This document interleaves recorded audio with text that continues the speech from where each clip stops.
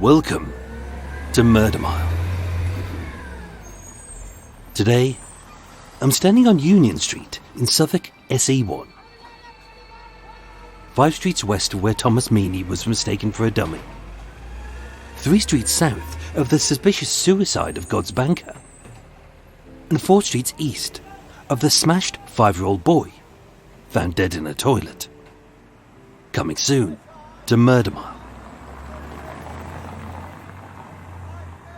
As the kind of street untouched since the Victorian era, except for the Shard looming large across the skyline, you might expect to see a toddler hacking up a lungful of soot after a shift as a chimney sweep, his 10-year-old mum sozzled on homemade gin, a legless war veteran flogging cat meat he made from a mashed-up horse, and a toothless old sex worker cooing, "Tuppence for a flash of me ankle, dearie."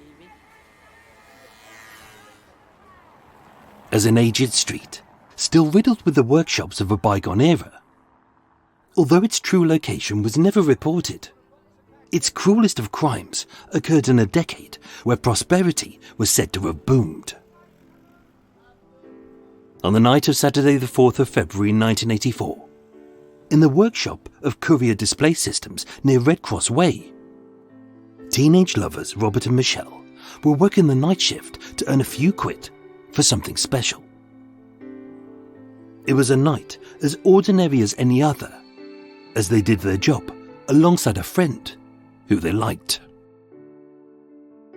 But for some reason, something made that friend turn bad, as in the blink of an eye, the lives of these 2 young lovers was ended in a truly horrific way, which defied reason, decency, and humanity. But why? My name is Michael. I'm your tour guide, and this is Murder Mile. Episode 263, Sweethearts.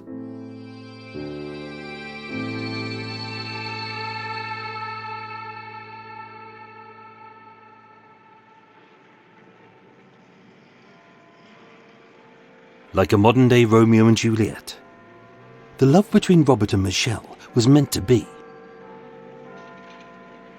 Born just 6 weeks apart, their story began miles from each other on opposite sides of the City of London. So although they were unlikely to meet, maybe it was fate that had brought them together. Born on the 1st of October 1966, with the city still pockmarked and rubble-strewn from the devastation of the Second World War, Michelle entered the world at a time where the grey gave way to colour. 2, 1, 0. The swinging 60s was in full psychedelic bloom. The nation was still high from the euphoria of our World Cup win over West Germany. And NASA was just 3 years away from putting a man on the moon.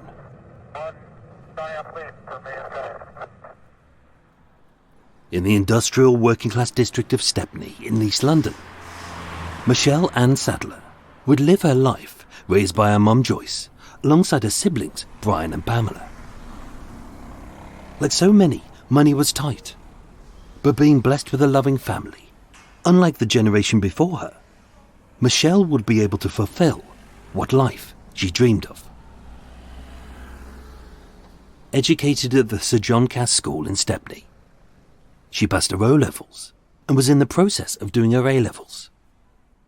As in an era where a woman didn't have to be just a wife and a mother if she didn't want to, Michelle wanted a career, but also marriage and babies if she found her Mr. Right.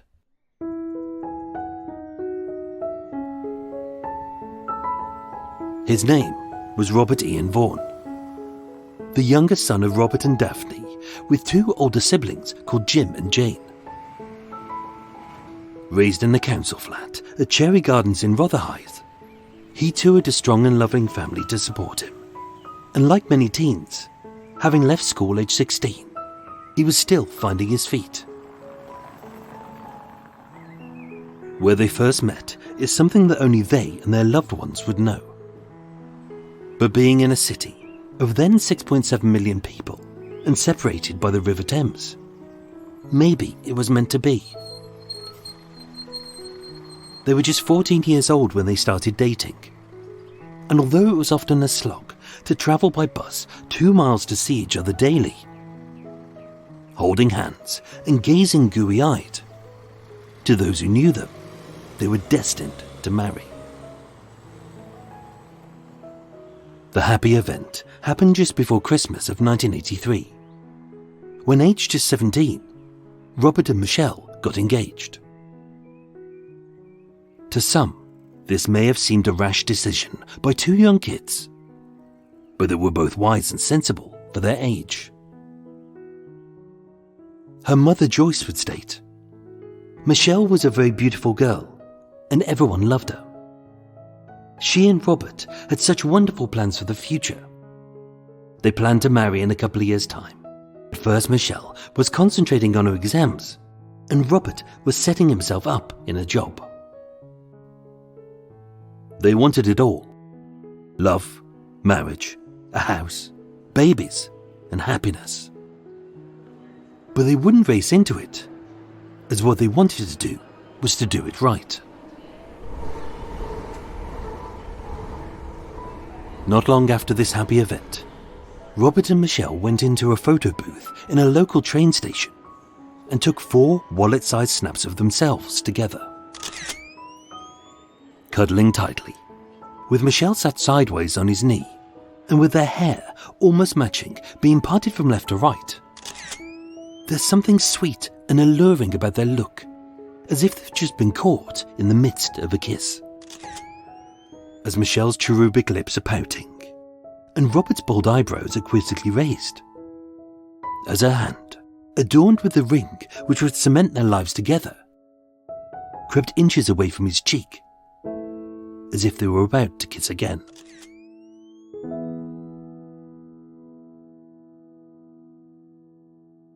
But soon, they'd be found dead in each other's arms.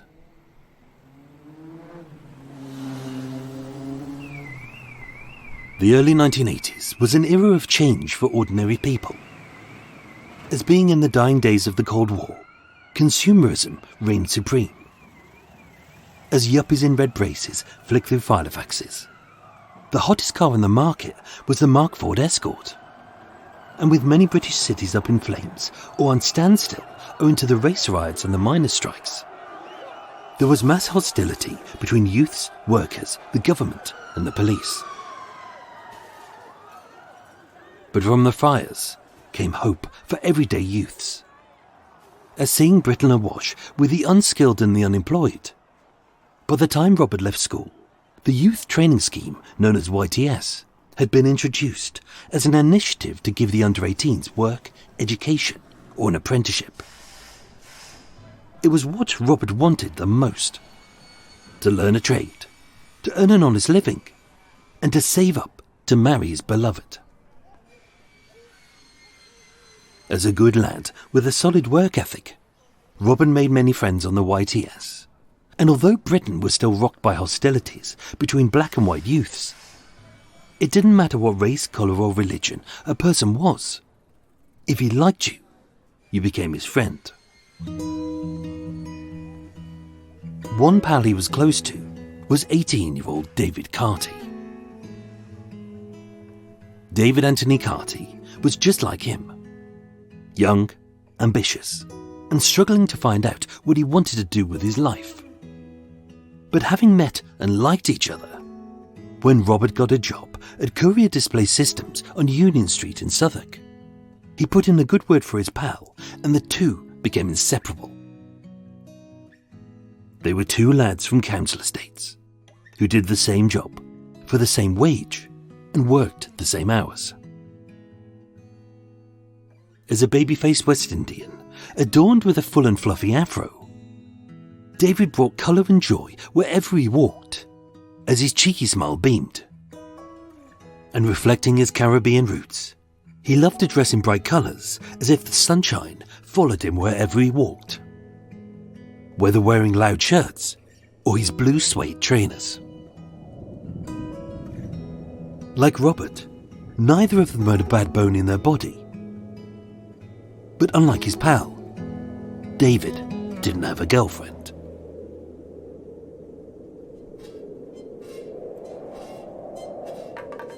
"1984 began badly, as hurricane-force winds battered the country, killing 6 people and leaving the rest of the month a wet and soggy mess of icy cold rain. On the flip side, the halfpenny had been phased out, the Apple Mac had gone on sale, and Torval and Dean were just about set to win gold at the Winter Olympics. But what gripped the people's attention most was the unemployment rate, which had surged to a record high of 11.9%, the highest level ever seen. So everyone was doubly keen to keep their jobs in such a desperate and volatile market, especially a young man like Robert and a young black man like David.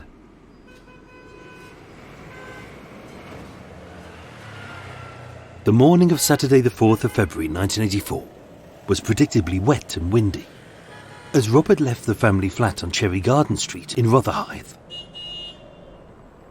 As always, they waved him off, but didn't expect to see him that night. As keen to earn a bit of extra cash, he was also pulling a night shift. As pals who worked together, ate together, and often drank together. As per usual, Robert met David at the Jamaica Road junction, and from there they walked the rest of the 30-minute walk to Union Street. Courier Display Systems was a small independent business set in a converted warehouse. Entering via the loading bay, it was predictably quiet with no trucks nor workmen. As being the weekend, theirs was the only company open that day, as with a large order of advertising display units needing to be assembled and parcelled up by Monday. The bosses let Richard and David work the night shift, helped by Michelle. In the loading bay, the slightly shoddy tea hut, cobbled together from wood, was shut, so they brought in a flask of tea and a bundle of sandwiches. By the entrance was the men's toilet, with a double urinal, 2 cubicles and 3 wash basins. And at the end of the corridor was their workroom. A single room just 60 feet long and 20 feet wide, with no partition walls. Just a large assembly table with several shelves full of everything that they would need. Large rolls of plastic, reels of gaffer tape, and a set of Stanley knives. It was an ordinary day, with no upsets, harsh words, issues or debts. With the radio on, a few tunes kept them entertained. And being diligent, nobody drank anything except tea. And although Michelle and David had only met just 1 week before, as a friend of Robert's, she liked him. And why wouldn't she? The night consisted of nothing but 3 young people doing a good job for a few extra pounds and having a giggle to pass the time.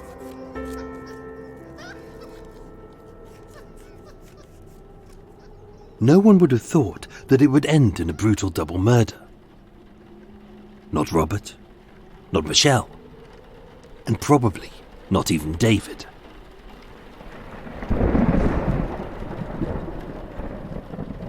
When asked to account for his whereabouts that night, David claimed, "I only spent 30 minutes there. Before I went shopping in the West End. Then I went home." Which was odd, as he couldn't prove which shops he'd been to. His trip home was brief and in the middle of the night when the shops were shut, and his employer confirmed that he had asked to work the night shift with David and consequently Michelle. But what was lacking most was a motive. Robert was his friend. Michelle he barely knew, and there were no witnesses to the hours before, during, or after the murder. So what happened may remain unknown. When it came to sentencing, Mr. Justice Jones would state, "There were many unanswered questions, mostly being why he killed them. There has virtually been no light thrown at it at all."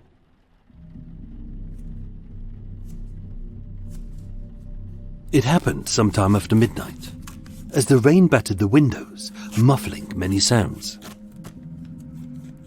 In the workshop, which was just a little bit longer than a bus, the three stood around the biggest table, carefully wrapping neon tubes in bubble wrap so they'd make their way to their destinations unbroken. Using Stanley knives to finely trim each package, it was a slow, laborious process which couldn't be rushed.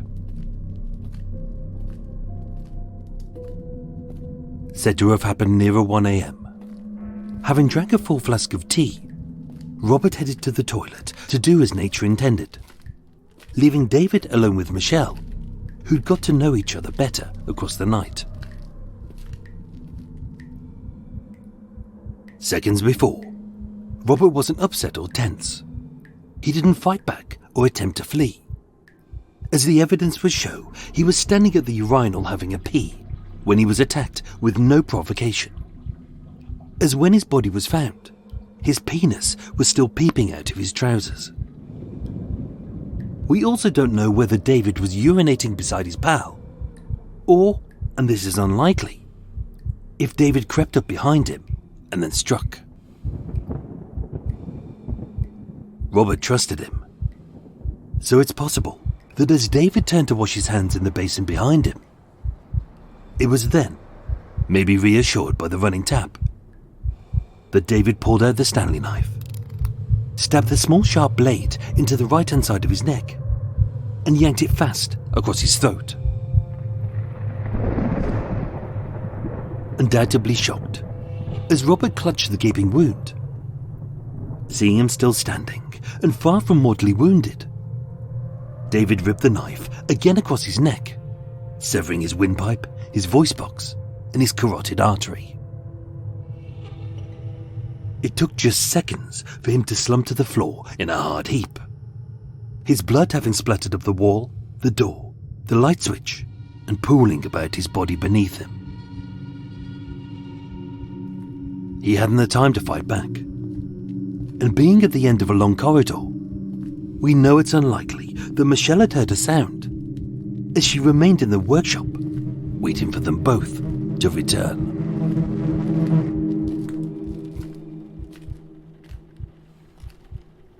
Moments later, David did just that.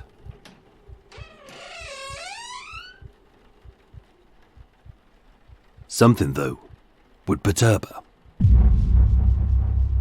Whether it was the lack of her lover, the look in David's eyes, or the fresh blood on his hands and his blue suede trainers, she knew that she was in danger. Possibly screaming her boyfriend's name in vain, she'd be unaware that he was incapacitated, and that no one in this vast empty building on a quiet industrial street, hours after midnight, would hear her screams.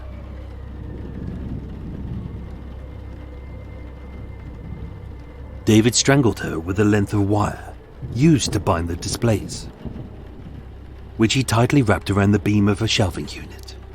But still able to scream, he stuffed fistfuls of paper towels into her mouth and down the depth of her throat, not only to silence her, but to stop her from breathing for good. He didn't know her, but either he liked her or hated her, and maybe gripped by jealousy or perhaps a sadistic lust. He stripped her naked of everything but her woolly jumper, and as she lay there, either dying or already dead, he raped her.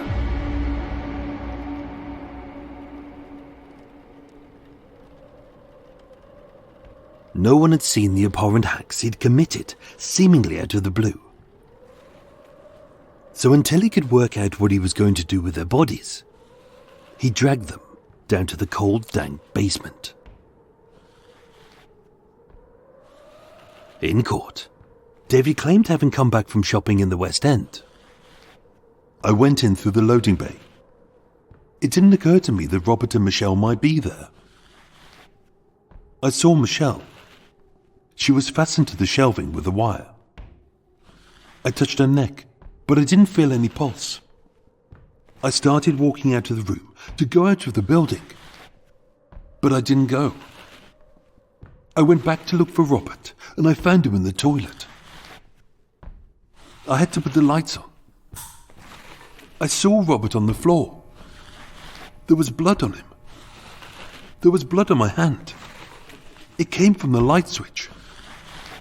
I started to clean up. That was his alibi.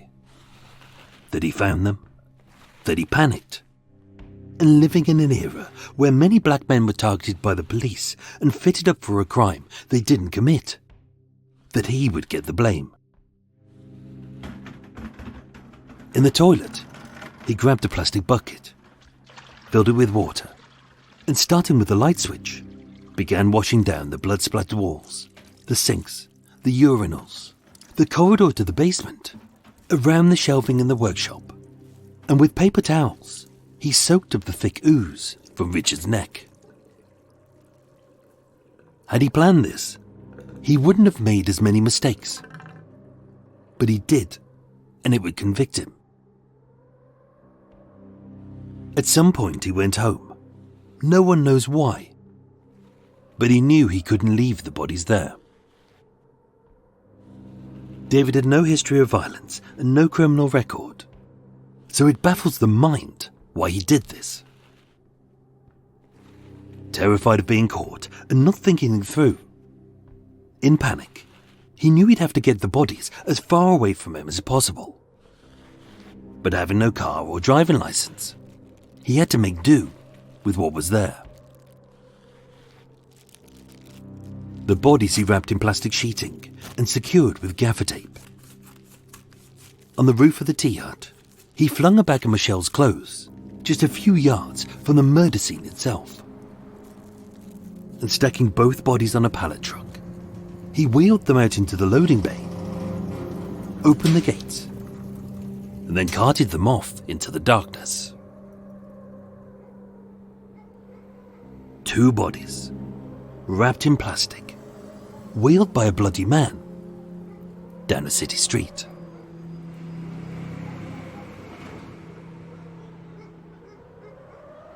It may seem odd that at 4 a.m, none of the trucks, taxis, night workers or early commuters thought it strange that 2 corpses were dragged 400 yards, roughly a quarter of a mile, off Union Street, down Red Cross Way, over Marshalsea Road and west into Min Street.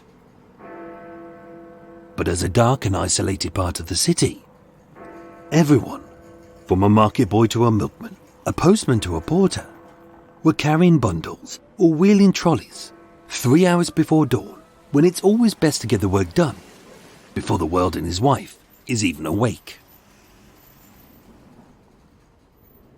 No one recalls seeing him, and no one thought it strange. He was just one of many people in a 24-hour city, moving something which was none of anyone else's business to either a shop, a shed, or a tip. 5 minutes later, in the grounds of the old and derelict Evelina Children's Hospital, in what would later be known as Mint Street Park, David dumped the ripped and raped bodies of 2 young lovers into the bucket of one of the dumper trucks. Their lives over, their love cold, and their dreams left unattained, as they lay in each other's arms, as dead as their plans for happiness, marriage, a home, and babies.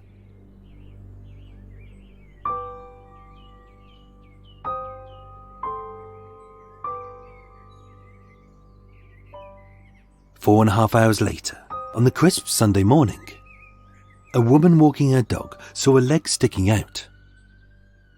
Peeping in, she saw the bodies, the blood, and called the police. But it wasn't until later, when Michelle failed to turn up for a birthday party, that her family suspected the worst and reported her missing. The investigation was simple but thorough. According to the owners of Courier Display Systems, 3 employees were working the night shift. Michelle, who was dead, Robert, who was dead, and David, who was at home. When questioned, David gave an alibi. He said he wasn't there and denied any knowledge of killing his friend or his friend's girlfriend.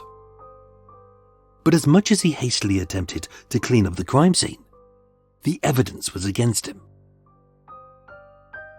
On the roof of the tea hut, where even his family had said he was working that night, Michelle's missing clothes were found.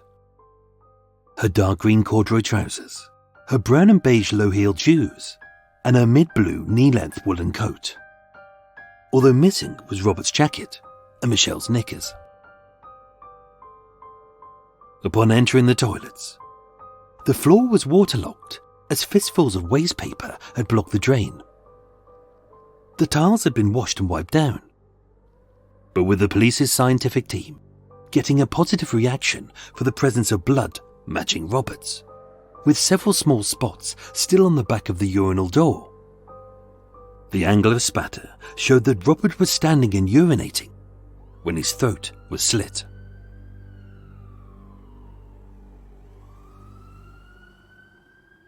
Setting up ultraviolet lamps in the toilet, 8 barely visible blood-stained footprints from a man's left trainer were found. And being subjected to further analysis, police found a pair of blue suede trainers whose imprint was a perfect match to those found on the floor tiles, as well as a selection of small blood spots which matched Robert's. Given his alibi of being elsewhere and stumbling across their bodies, David stuck to his story, even as a tissue paper was found in the rubbish bin, which contained not only Michelle's blood, but also his semen. It was an alibi which held no weight at all. But with no other option except the truth, he stuck it out.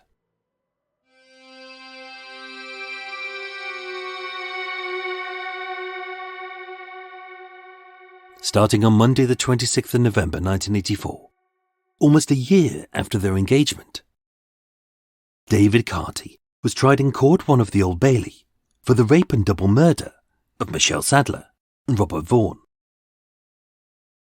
With 8 men and 4 women in the jury, at the end of the 7-day trial, having deliberated for 4 hours, the 18-year-old was found guilty on all charges.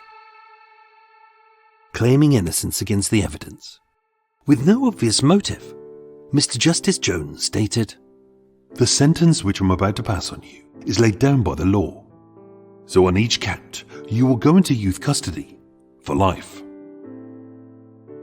He wept as he gave testimony, and as he was led away from the dock, he cried further, as his life was also over. Moved to an adult prison when he was 21, as there was no minimum sentence set, and with it being his first offence, he may have served just 15 years inside, and now being aged 59, he could be out and free. As for Michelle and Robert, these 2 beautiful young people in the peak of their youth had lost everything, as behind they left a wealth of grieving friends and 2 families who, instead of being joined in happiness, wept over the loss of those they still loved. With a delay in the investigation to gather evidence, neither Michelle nor Robert were buried until the 11th of April, 9 weeks later.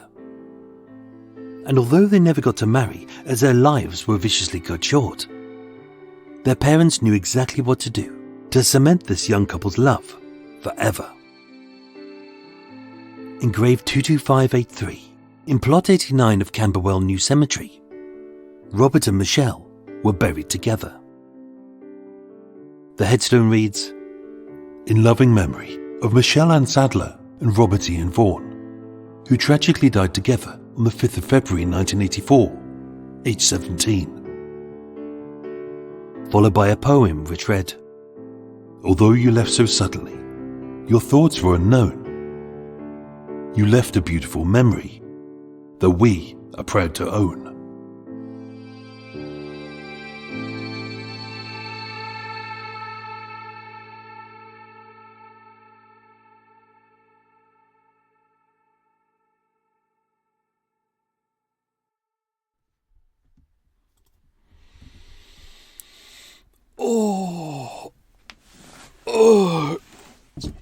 window open. So there you go, folks. Episode 263. A sad one. I'm just going to take your little hat off for a second. There we go. Oh dear. Sad episode.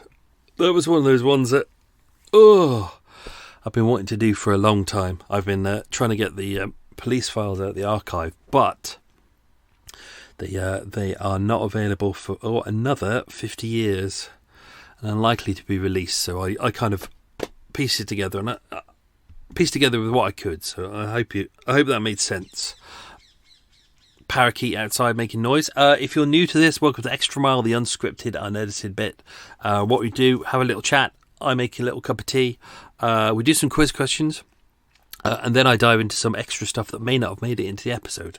Don't forget, if you're a Patreon subscriber, you also get Walk With Me, which is after I've edited it, I'll let you into all the secrets that's in the episode, things that I may not reveal here, and things that I sneak into the edit that most people don't know. So there we go. Just going to pop the Ujima flip on. I'm going to open the window as well. Oh, dear Lord. Thank God. It is hot. It is hot. It's we're in heat wave. I mean, we're not having a horrible year like we were last year when it was 45 degrees and whatever it was. It's just been about 30-ish. But, you know, it's nice not to have that. I'm going to put my little fan on. I was going to have it on during the record, and I realised it was too loud. Hang on, there we go. Ooh, there you go. Ooh, nice and cool. Is that cooling you down, is it? Is that cooling you down? There we go. So, got my tea on. Let's dive into some stuff. So, we're back. We're back doing regular Murder Mile. Thank you to everyone who kind of listened to the cannibalism series. I hope you enjoyed it. It was quite divisive. Some people liked it. Some people really didn't like it. Some people don't like change. Some people don't listen to full-length things. So I'm going to make changes to Murder Mile, but what I'm going to do is take us back to how we used to be a long time ago. So this is how this is now. We've got this kind of regular Murder Mile that you're all used to, followed by a little bit of Extra Mile.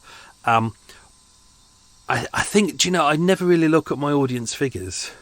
I just kind of think, I just think, let's just do an episode and let's just enjoy myself. I hate looking at audience figures. But because I was getting a lot of backlash from the cannibalism series, it's not for everyone's taste. I thought I need to check my figures. And when I looked back at the past, I realised that every time I tried to do something different than original, my audience figures just dropped.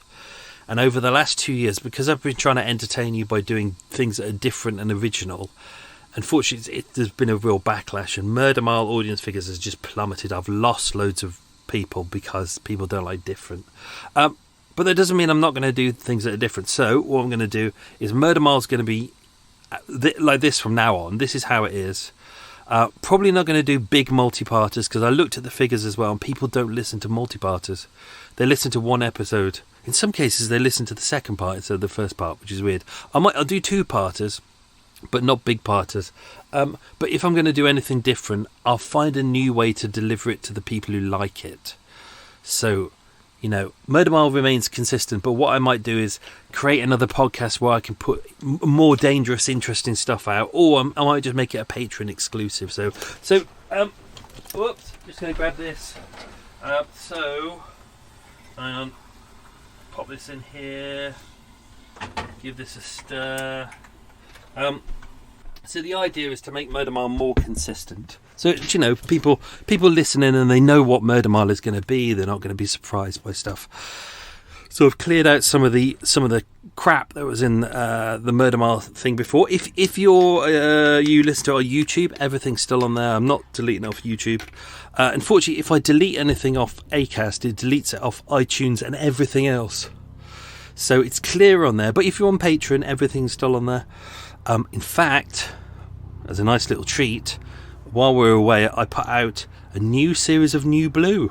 I know, me and PCAG recorded it back in January, February.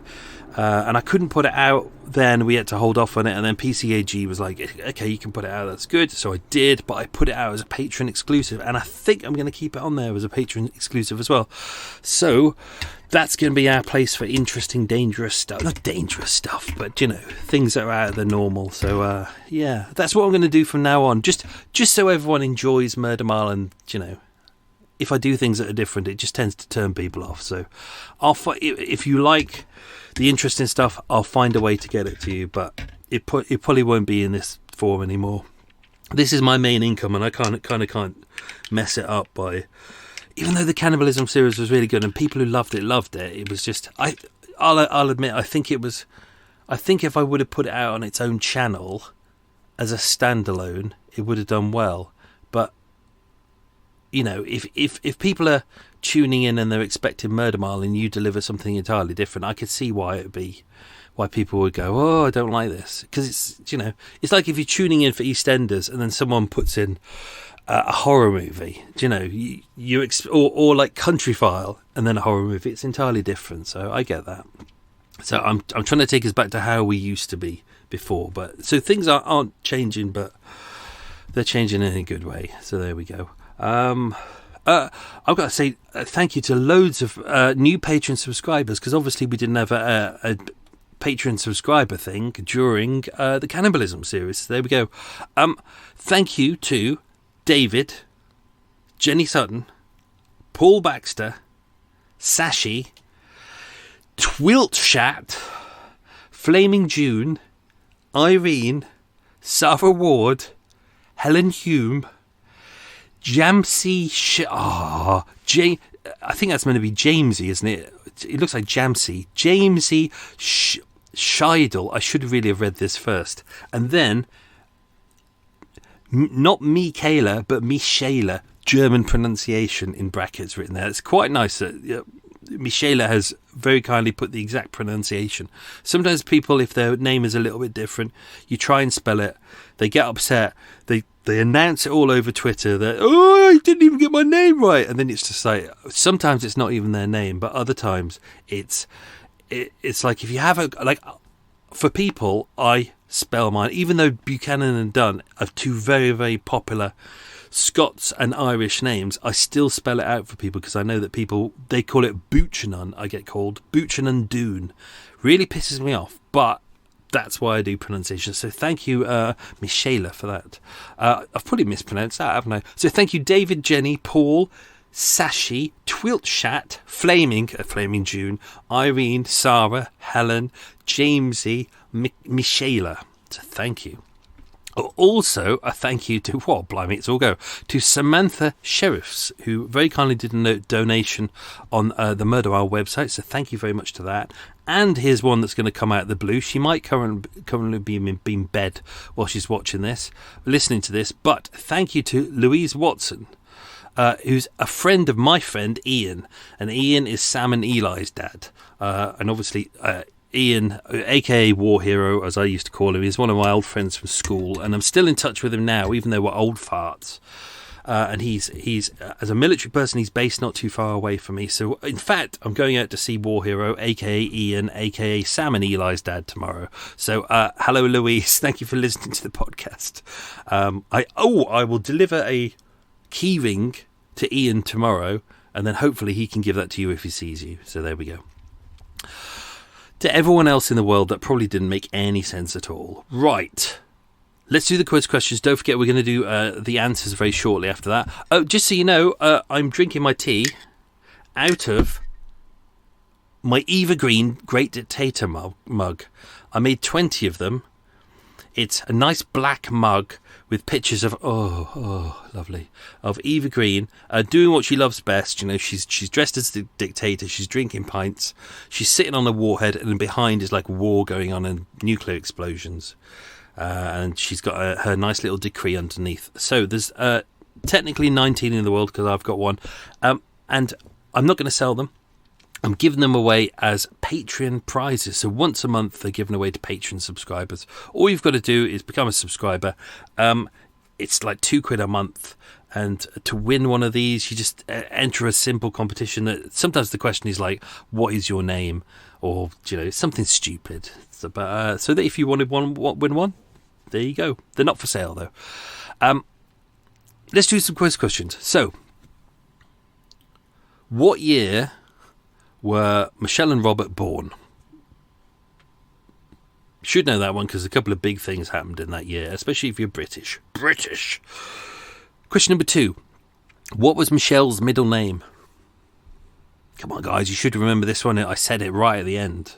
I said it like literally 5 minutes ago. This is like the Jimmy Carr quiz, isn't it? I literally just told you that. Good quiz. I really do enjoy that. Question number 3. What was Robert's middle name?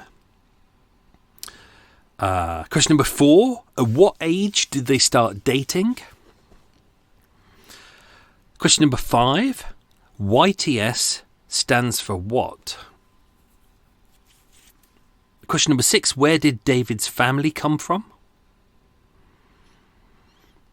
Question number 7. What killed 6 people in early 1984? Question 8. What road did Robert meet David on every day before work? Question number 9. What was shoddily built and made of wood in the loading bay? This is a very important question. And question number 10. What time in the morning did he dispose of the bodies? Cup of tea. It's the PG tip. No, it's the Tetley one that flavours of a biscuit flavour, and I put sugar and my powdered milk in it because obviously it's summer and I can't have regular milk, so I have to have powdered milk.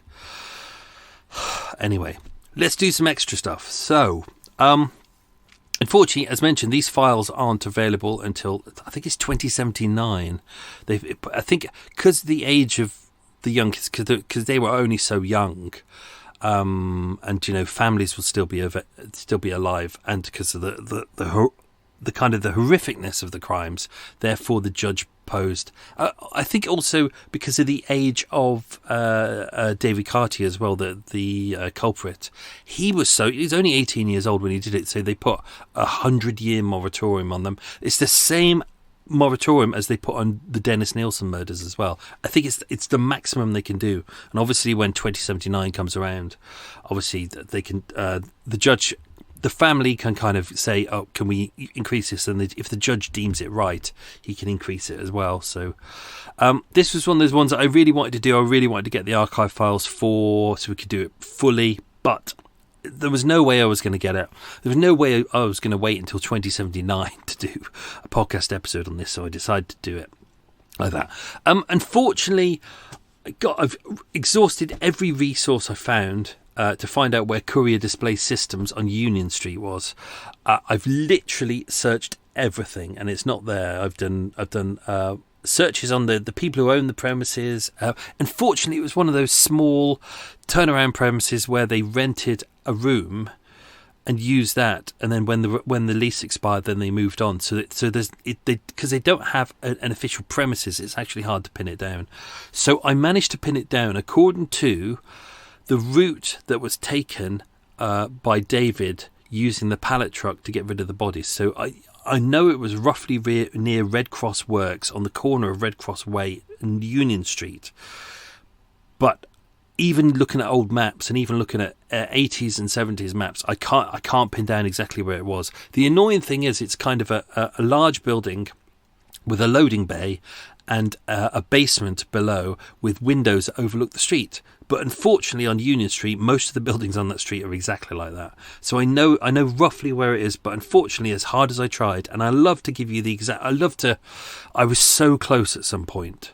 At some point, I was like, I know it's roughly around 47, 48, 49, 50. It's around that area. I just can't pin it down. So which is really annoying. All the buildings are quite old, though. All of them are quite kind of as you'd expect from the mid-Victorian era. And they've gone through that phase of being kind of shoddy and shit in the kind of 70s and 80s. And then as you get into the 2000s, now they're being renovated and people are going, oh, look how posh they are. So there we go. It's not too far from, if you've ever been to kind of Southwark, from the Crossbones Graveyard, which is a kind of disused post-medieval burial ground on Red Cross Way. And there's about 15,000 people who are believed to be buried there. It was closed in the mid-Victorian. No, that would be the start of the Victorian era. This is 1853. I think that's around when Victoria started her reign, so that's when it would be. And that's really fascinating to go to. You can't. I don't think you can go in there anymore. I think you've got to be invited in. But it's one of those ones where. It's a really tragic place to go to. So it's kind of interesting that there's a murder right next to it. But as we've seen, there's many buildings where there's multiple murders across the era, and that was actually one of the TV shows that I was pitching to one of the big networks, which was taking individual houses and showing the full history of murders throughout a single building. And they absolutely loved it, and they were like, oh, this is fantastic, we love it. And then they fell out of love with it. Oh, so annoying. Robert, said to be a really good man, friends with everyone described him as pleasant and loyal. Robert and David were good mates. This is what makes this absolutely baffling, is they got on really well. They met on the training scheme together. Robert kind of helped him get a job. David and him got on well, and they would travel together every morning to work. They often shopped together. They went out to lunch together. They travelled home together. They went out for drinks together. Which is why I tried to put in the section about the race riots that were going on in the 1980s. It's kind of interesting that this is all going on, and yet these two, a white guy and a black guy, same age, getting on together, good mates. And you can see in there that there's no hatred between them, there's no animosity, there's nothing that's going on that makes you go, why are they doing this? Why would one want to kill the other when they're clearly good mates? Something has happened here, we just don't know what it is. Interesting era, exactly early 1984. As mentioned in there, the halfpenny had been demonetised and withdrawn from circulation. God, I still remember the halfpenny. You remember getting halfpenny sweets? Remember when you could get something for a penny? What can you buy for a penny now? I don't even think penny sweets are a penny anymore. I don't even know if you can get halfpenny sweets individually. Like those good old days when you were a kid and you used to go up to the big plastic tray and they would have the pink shrimps and the bananas, which were great. And you'd pick them out of the pot and you'd put them into a white little paper bag. And now you think about it, oh no, all of these snotty little bastard kids have turned up with snot all over their hands and they've been fingering all of the sweeties. And then some of them they pick up, then they put back, and then you take them and put them in your bag, and then you put them in your mouth. Lovely. As mentioned, the Winter Olympics in Sarajevo was just about to kick off. The first Apple Mac computer, it was the 128K version, was about to be launched. That was launched on 24th of January. So Michelle and Robert would have seen that and they would have seen the very famous advert, the George Orwell one, which was used to promote it, which, if I remember correctly, I think that was directed by Ridley Scott. And they wouldn't have seen this because obviously they were murdered a month before this. Torval and Dean, that was their famous Bolero routine that they won the gold for at the Winter Olympics. And in case you're asking, Culture Club had been the biggest selling single of 1983, and in January 1984 they were just about to enter the US charts. But as mentioned, lots of minor strikes. If you look at the chart records, 1984, and it was kind of when they looked at it around April time, the UK unemployment record had peaked at 11.9%, which is the highest it has been since World War II and the highest it's been ever since. That was a real peak in there. So although it would have been a tense times, it kind of doesn't really make sense for David to do something that he would do, to risk anything, to risk losing his job at all. I don't see, and Robert wouldn't want to do that as well because he's got a real motivation to get married. So that's really what I wanted to focus with this story about, is draw us down to the path of asking the question, why did this murder take place? It doesn't seem that there's one little reason in there, and I think it's the reason that we all know, but we're kind of asking ourselves, why did this murder take place? It just doesn't make any sense at all. As mentioned, Robert and Michelle had got engaged just a couple of weeks before. We don't know the exact date, but we know it was just before Christmas, probably the week before Christmas. They'd already planned they were going to get married in a couple of years, so they're being quite sensible about it. Everyone who spoke to them said they're a lovely couple, very sensible. She wanted to get her education and then find a job. He wanted to go and get training. So they're clearly very focused, clearly very lovely. Layout of the premises was very simple. As mentioned, it was kind of a converted warehouse, been turned into a series of workshops which people individually rented out. Most people were in there Monday to Friday. None of it was shops, so there's no reason why it would have been opened. There was a loading bay out back where trucks could come in and you could get deliveries and stuff like that. They were the only people that were in there. I've done those kind of shifts myself, working in kind of converted warehouses where you go in and no one else is there except you, and it's quite nice. But this was a tiny little room. It was literally the length of the corridor. The corridor was 60 feet long, so from the door where the toilet was until their door was 60 feet, and then that room was 60 feet by 20 feet. And yeah, I mean, there was windows looking outside. The other side looked at the corridor. There was no windows kind of looking in. It was simple. No one was there. There was no one there, because even though now there's kind of shops sort of on that street, because it was an industrial street and because the houses, there were flats, but the flats aren't kind of near there, and even though there's, I think it's like 2 pubs nearby, there'd be no reason for people to go to the pubs there, because you'd only go to the pubs in that era if you were working there, whereas because it was a Saturday and most people wouldn't be working there, or they would be working at the market around the corner, the pubs wouldn't be open, therefore there'd be very few people crossing by. You know, there wasn't a market outside, so there's no reason for the street to be busy. David's alibi is a baffling one. Obviously, we've already covered this in the episode, but he said, you know, I was there for about 30 minutes. I went shopping in the West End and then I went home, which was kind of part backed up by his family, but also his family said he only came back and it was about 2 or 3 a.m. and he only came back for a short bit and then he left again, but they couldn't give a reason of where he'd gone. He said, I went in through the loading bay. It didn't occur to me that Robert and Michelle might be there. I went down the stairs and down the corridor to the basement. The lights were on.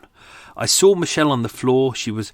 See, even there, that's slightly off, because he's saying that she was tied up downstairs in the basement, but the basement was where he moved them down to. But actually, she was murdered on the ground floor. Maybe he was just confused. He said, I saw Michelle on the floor. She was fastened to the shelving by her neck with a wire. Her jumper was on. I touched her neck, but did not feel any pulse. I started walking out of the room and to the stairs to go out of the building. But I didn't go out. I went to look for Robert. I found him in the toilet. I had to put the lights on. I saw Robert on the floor. There was blood on him. There was blood on my hand. It came from the light switch. I started to clean up. And that's kind of where things just really fall apart on that, like, oh, tea tastes great in the Eva Green mug. In fact, anything tastes great. It's got Eva on it. Cleaning up, it just, like, if you think about it, if it was you, if you went into work tomorrow and 2 of your colleagues had been murdered, would you instantly think to yourself, I'm going to clean up? I'm going to clean up and get rid of the bodies and pretend that they never existed. No, of course you wouldn't. No one would ever do that. But that seems to be his thing. And, you know, there is his kind of defence on there that he said, you know, I'm a black man in the early 1980s and the police were arresting anyone who was black and pinning the crimes on them. And, you know, you could kind of say that, but it doesn't make any sense at all. It really doesn't. It really doesn't. So, He said he didn't want to get blamed for the deaths. But, you know, if he had just turned up and he saw the bodies and then instantly ran out and then called the police, there would be so little evidence on him at that point. The police could just go, okay, well, we can see footprints. We can see that you walked in. There's one footprint in a piece of blood, but you haven't touched anything else. And there's no reason for any of your kind of, they weren't really in the era of forensics of DNA at that point, but they had enough. The scientific department that they had enough knowledge of forensics in order to be able to, as we see with the UV lights, are able to kind of work out where he's kind of stood at any one point. That could have absolved him at that point, especially if his timings was right and he said, do you know what, I did some shopping, here's the receipts for the things that I bought, I went home, my family saw me, I had dinner, and then I got the bus, and then, you know, all this can be proven, and then I came back to the to work. But it's clearly not. He clearly went in and tried to do a thorough job as possible, but as you can see, you know, he unwound the wire knot from Michelle's neck and then wrapped up their bodies in the plastic sheeting and then tied it up with gaffer tape and put them onto a pallet truck. These are just not things that an innocent person would do at all. Even if you've got a massive guilt complex, if you had a guilt complex, I think most of us would just run, wouldn't we? We'd just run and hide somewhere, and then when the police caught us, we'd just go, I panicked. I didn't know what to do. I've never seen a dead body before. I've never seen 2 dead bodies before. They were covered in blood. I thought I was going to get the blame for it. I ran. I apologise. You know, you wouldn't go to the effort of disposing of bodies. It's entirely wrong. I thought that was interesting about the pallet truck. You know, having worked in warehouses myself, I've used pallet trucks myself. They're not the most stable things in the world. Like, even if you put a box on it and you're carting it around, if you go over like a little pebble or something, the amount of times it gets trapped on a pebble, or if you go over something, it can tip, or they do not go over curbs well, they do not go from pavements to road well, they do not go over uneven surfaces well, they don't go over grass well. It's like, pallet trucks are good if you're in a warehouse, pallet trucks are good if you're in a loading bay, pallet trucks are not good elsewhere in the street. And this is from someone who used pallet trucks in the 1990s, actually. Yeah, early 1990s, so it probably would have been about the same kind of pallet trucks that they were using, maybe. But you wouldn't use it to dispose of something as kind of floppy as a human being. You know, it's also the kind of we know there was no information from the lady who found them. Because we don't have access to file. We don't have a witness statement. So, but. It's a suggestion. This is the thing that kind of threw me slightly off, is the fact that he wrapped up the bodies in plastic and then bound them with gaffer tape. So as he was carting them down the road, I'm guessing having possibly folded them up because they would be too long for the pallet truck by that point, or maybe he put them in a big box or something. We really don't know what it is, but it would be too floppy to carry along the road. Anyone who's used a pallet truck before knows that things do not stay on there for very long. So this is what kind of confused me. Also, the lady who found the body said she saw Michelle's leg first, her bare leg. So does that mean he removed the plastic sheeting? That doesn't make sense at all. Also, why would you bury them in what is going to be a public park? As mentioned, that was a derelict site. It was an area that was known for kind of drug abuse and homelessness and stuff like that. They've cleaned it up now. It's kind of a children's park.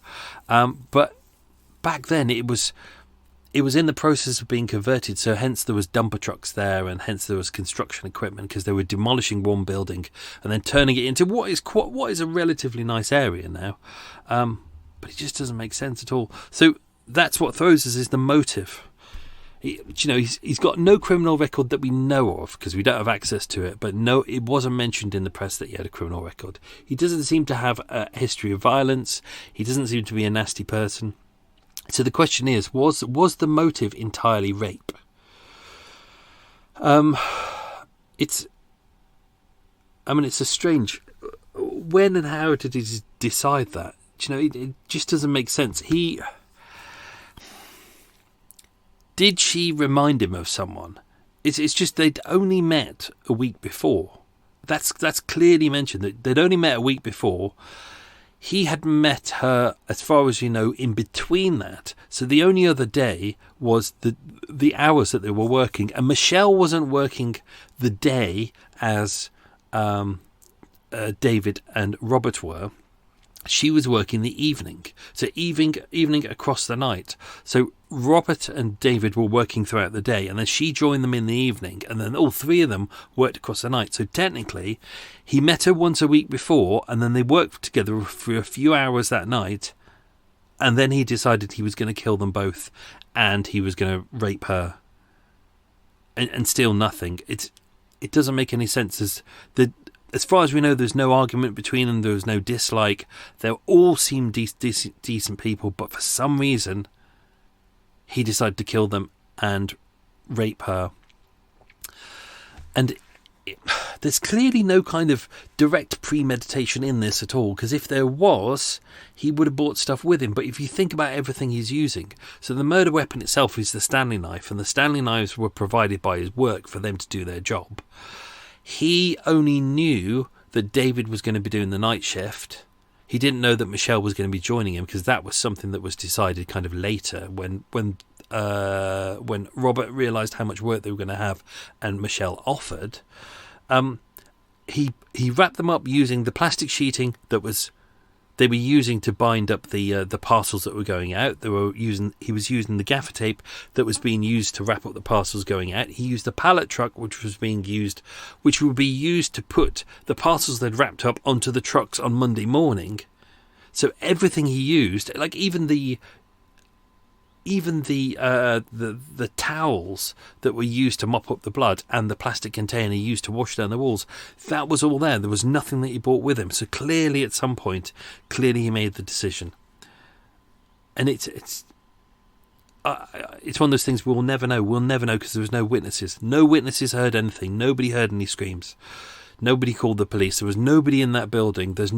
As far as we know, there's no joining buildings of which they would have heard. And because it was a night shift on a Saturday night, it's unlikely anyone else was near. Or, given the fact that this is a city, and a busy city, a city at night isn't quiet. So, it's unlikely that anyone heard anything. Of course, we won't know that until 2079 when the file becomes available, and then we can look at it. But by that point, given the fact that I was born in 1976, it's likely that I will be dead. I mean, I'll be dead by next week because Eva will either kill me or exhaust me to death. What a way to go, though. Anyway, let's do the quiz questions and then I'll finish drinking from my Eva cup. Question number 1. What year were they both born? The year of England beating West Germany. I think it was 4-2. I'm not very good at football, but I think it was 4-2. That was 1966. Question number 2. What was Michelle's middle name? It was Anne. Question number 3. What was Robert's middle name? It was Ian. Question number 4. What age did they start dating? 14. 14 years old. That is young. Question number 5. YTS stood for what? Anyone who grew up in the 70s will know this. It was the Youth Training Scheme. Question number 6. Where did David's family come from? It was the West Indies, aka the Windies. Question number 7. What killed 6 people in early 1984? It was hurricane force winds. Question number 8. What road did Robert meet David on every day before work? It was Jamaica Road. Question number 9. What was shoddily built and made of wood in the loading bay? Come on, everyone should get this. This is the most important question. It was the tea hut.